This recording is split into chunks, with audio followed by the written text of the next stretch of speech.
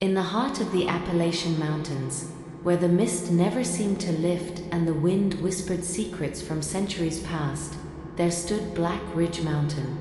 Its jagged peaks loomed high, shrouded in a constant veil of thick fog. The cold here was unlike anything the people in the nearby town of Laurel Creek had ever felt. It was as though the mountain itself harbored an ancient chill, one that seeped into the bones of anyone who dared to approach its towering cliffs. The locals spoke of the mountain with a mixture of reverence and fear, for there were rumors that something, or someone, lived at the very top. The stories varied from one person to the next, but all agreed on one thing: a witch resided there, a creature of dark magic whose presence could only be felt on the coldest, foggiest nights. It was said that she had lived on Black Ridge for centuries, her powers growing stronger with each passing year. No one in Laurel Creek dared to climb the mountain. It was not just the cold or the fog that kept them away, but the knowledge that those who had ventured up had never returned. But one night, a young man from the town, eager to prove his courage and seek the truth behind the legends, decided to spend the night on Black Ridge Mountain.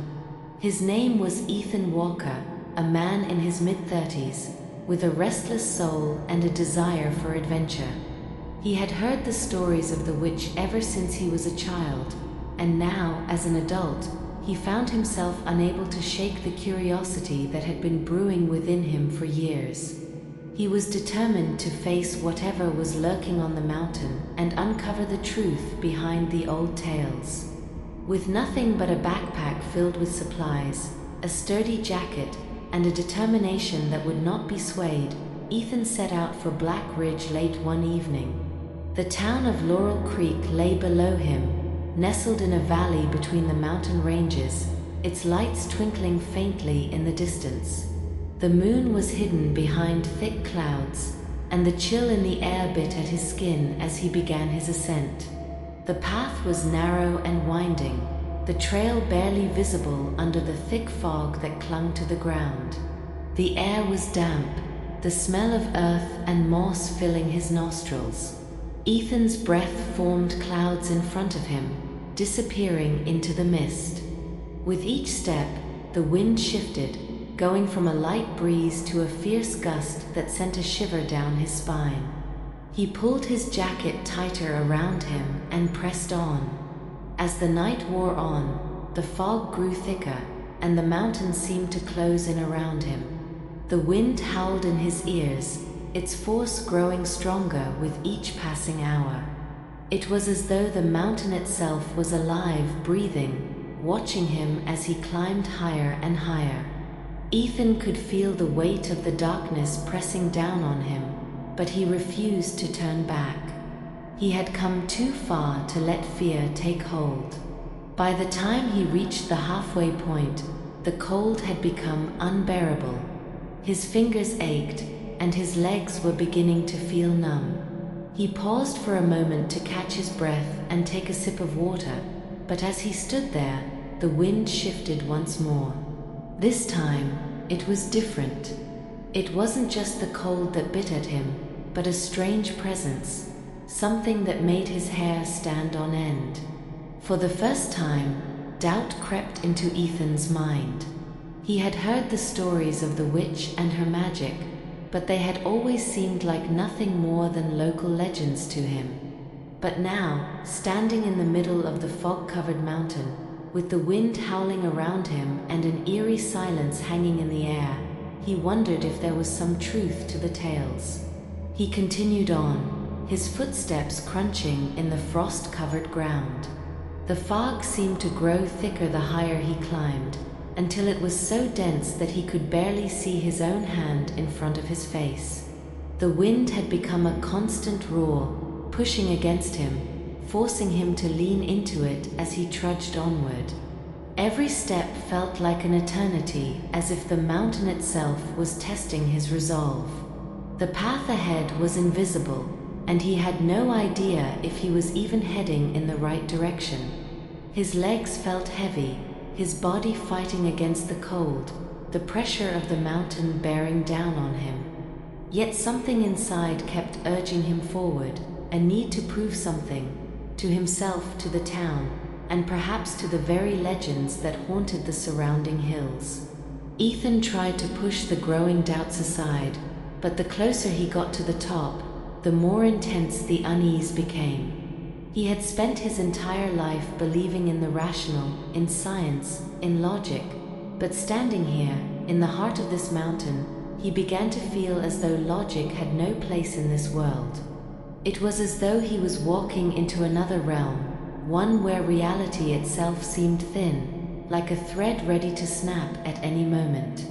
The wind screeched again, and the chill deepened, biting into his skin as if the air itself were hostile. His breath came out in white puffs that dissipated instantly in the mist, as if even the atmosphere rejected him. The fog was so dense now that he could no longer see the faint trail underfoot. He was walking blind. The path beneath him was uneven, the ground uneven and treacherous, but he pressed forward, driven by a force greater than his own fear. Then, without warning, the fog parted for just a moment, and Ethan saw it. In the distance, barely visible through the mist, was a figure standing at the top of the mountain.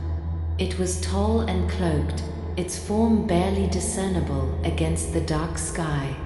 The figure was motionless, its face hidden by the hood of its cloak, but Ethan could feel its eyes on him. It was as if the very air around him had frozen, the wind pausing in its violent rush. For a moment, Ethan's heart stopped.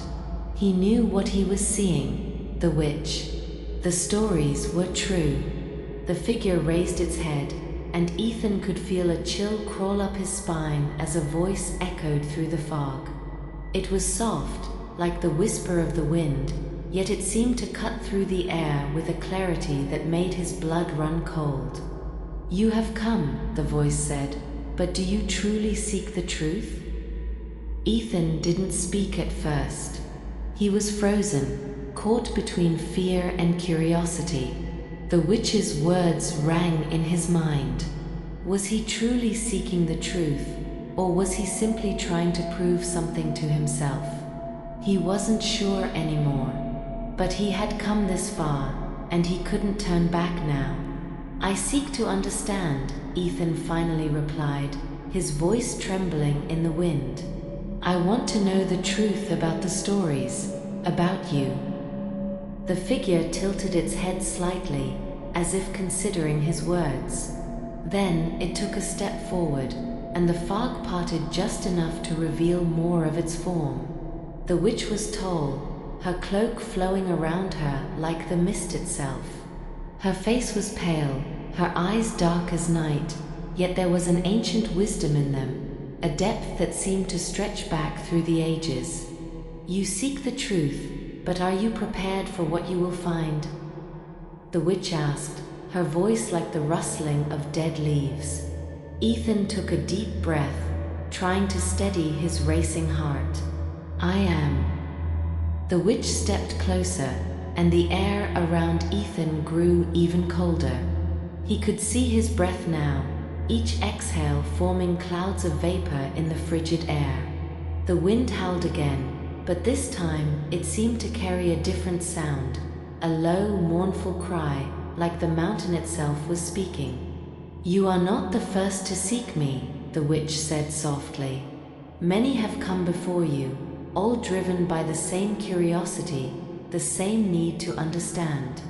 But they were not prepared for the truth." Ethan swallowed hard, feeling his throat dry. "What truth?" he asked, his voice barely a whisper. The witch's gaze seemed to pierce through him, as if she could see into the very core of his being. "The truth that this mountain is not just a place. It is a gateway, a crossroads between the living and the dead. I am the guardian of that gate. I keep the balance between both worlds." Ethan took a step back, his mind racing. A gateway? Between the living and the dead.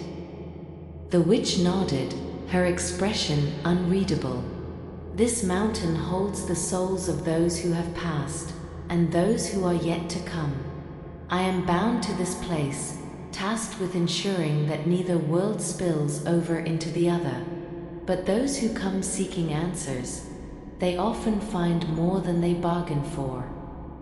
Ethan felt a cold sweat break out on his forehead. So, the people who disappeared, they crossed over. The witch's eyes darkened.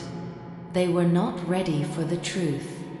They sought knowledge without understanding the cost. Some never return, while others become part of the mountain itself. A chill ran down Ethan's spine as he took another step back. The fog had thickened again, and the wind began to howl once more. The mountain felt alive, as though it were breathing, pulsating with an ancient energy that seemed to surround him. "You must leave now, Ethan Walker," the witch said, her voice taking on an urgent tone. "The mountain does not welcome the unprepared. You are not yet ready for the truth. Leave before it is too late."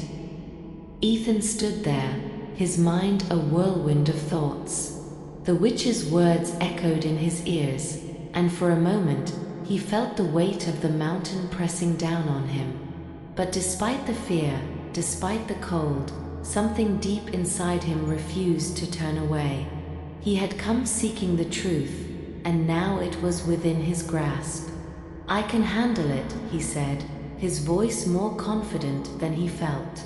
"I'm ready." The witch shook her head slowly. "No, Ethan. You cannot handle the truth. The mountain will claim you, as it has claimed so many others." Before he could respond, the ground beneath him trembled, and the fog closed in around him once more. The witch's figure faded into the mist, her final words lingering in the air like a warning. "Leave, or become one with the mountain." Ethan's heart raced as he turned to flee, his steps heavy and unsure. The mountain seemed to grow darker and colder with every step he took, the wind pushing him forward, urging him to leave. But as he ran, he could feel the mountain's grip tightening, as if it didn't want him to go. The forest around him seemed to close in, and for the first time, he began to question his decisions. It was no longer just about the mountain or the witch. It was about everything he had ever believed in, every choice that had led him here. He thought of the townsfolk, his family, and the truth they had all lived by. Was it better to leave everything behind and move forward, or would the past claim him as well? In the end, Ethan made it back to Laurel Creek by dawn, his body cold and his mind reeling with the knowledge that he had encountered something far beyond his understanding. The witch's words haunted him long after he returned, and though he tried to speak of his experience, no one in the town believed him. The mountain had claimed another soul, and Ethan knew that one day he would have to return to face the truth again, whether he was ready or not.